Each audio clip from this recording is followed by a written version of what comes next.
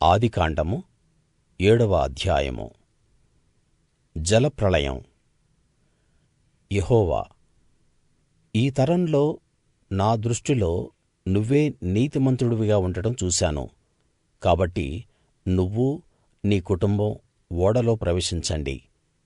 శుద్ధమైన జంతువుల్లో ప్రతి జాతిలో మగవి 7, ఆడవి 7, శుద్ధం కాని జంతువుల్లో ప్రతి జాతిలో మగ ఆడ 2, ఆకాశ పక్షుల్లో ప్రతి జాతిలో మగవి 7, ఆడవి 7 తీసుకురావాలి. నువ్వు భూమి అంతటి మీద వాటి సంతానాన్ని ప్రాణంతో ఉంచి భద్రం చేసేలా అలా చెయ్యాలి.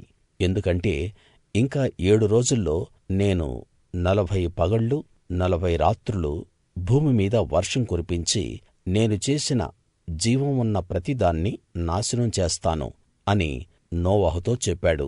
తనకు యెహోవా ఆజ్ఞ ఇచ్చిన ప్రకారం నోవహు అంతా చేశాడు.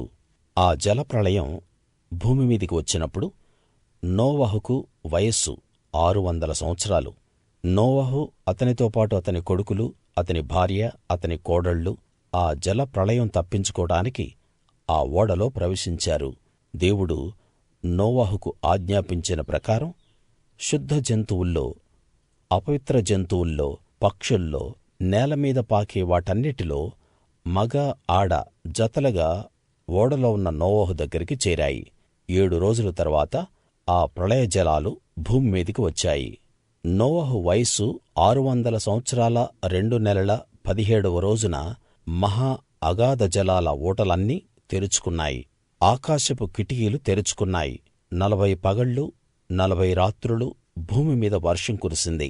ఆ రోజే నోవహు, నోవహు కొడుకులు షేము, హాము, యాపెతు, నోవహు భార్య, వాళ్ళతో పాటు అతని 3 కోడళ్ళు ఆ ఓడలో ప్రవేశించారు. వాళ్ళతో పాటు వాటి వాటి జాతుల ప్రకారం ప్రతి మృగం, వాటి వాటి జాతుల ప్రకారం ప్రతి పశువు, వాటి వాటి జాతుల ప్రకారం నేల మీద పాకే ప్రతి పురుగు, వాటి వాటి జాతుల ప్రకారం ప్రతి పక్షి, నానా విధాల రెక్కల పక్షులు ప్రవేశించాయి. శ్వాస తీసుకోగలిగి శరీరం గల జీవులన్నీ 2 చొప్పున నోవహు దగ్గరికి వచ్చి ఓడలో ప్రవేశించాయి. ప్రవేశించినవన్నీ దేవుడు అతనికి ఆజ్ఞాపించిన ప్రకారం శరీరం కలిగిన ఆ జీవులన్నీ మగవిగా ఆడవిగా ప్రవేశించాయి. అప్పుడు యెహోవా వాళ్ళను ఓడలో ఉంచి ఓడ తలుపు మూశాడు. ఆ జలప్రళయం 40 రోజులు భూమి మీదికి వచ్చినప్పుడు నీళ్లు విస్తరించి ఓడను నీళ్ల మీద తేలేలా చేశాయి. ఓడ భూమి మీద నుంచి పైకి లేచింది. నీళ్లు భూమి మీద భీకరంగా ప్రవహించి అధికంగా విస్తరించినప్పుడు ఆ ఓడ నీళ్ల మీద తేలింది. ఆ భీకర జలాలు భూమి మీద పైపైకి లేచినప్పుడు ఆకాశం క్రింద ఉన్న ఉన్నత పర్వతాలన్నీ మునిగిపోయాయి. ఉన్నత పర్వత శిఖరాల కన్నా 15 మూరలు ఎత్తుగా నీళ్లు విస్తరించాయి. పక్షులు, పశువులు, మృగాలు, భూమి మీద పాకే పురుగులు, శరీరం ఉండి భూమి మీద తిరిగేవన్నీ చనిపోయాయి. మనుషులందరూ చనిపోయారు.